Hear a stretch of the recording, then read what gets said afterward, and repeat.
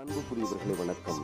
தூய ஆவியாரின் ஆளுகையை புனித பவுலடியார் விளக்குகின்றார். தூய ஆவியாரால் வழிநடத்தப்பட்ட ஆண்டவர் இயேசு கிறிஸ்து இறை திருவுளத்தை நிறைவேற்றி என்னுடையதெல்லாம் உம்முடையதே, உம்முடையதெல்லாம் என்னுடையதே என்று சொல்லி கடவுளை மாட்சிப்படுத்துகின்றார்.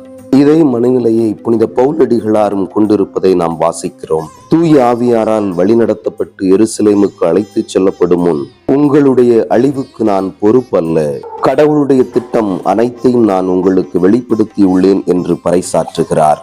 ஆம் அன்புக்குரிய சகோதர சகோதரிகளே, தூய ஆவியார் ஒருவரை ஆளுகை செய்துவிட்டால் கடவுளின் இறை திட்டத்தை வெளிப்படுத்தக்கூடிய, நிறைவேற்றக்கூடிய வல்லமையை ஒருவர் பெறுகிறார். என்ன நேர்ந்தாலும் கடவுளுக்கு நன்றி செலுத்தி தங்களுடைய செயல்களால் கடவுளை மாட்சிப்படுத்துகிறார்கள். நாமும் இந்த நாளில் தூய ஆவியானவருடைய ஆளுகையை பெற்றிட இறை திருவுளத்தை அறிந்து கடவுளை மாட்சிப்படுத்த அருள் கேட்போம். ஆமென்.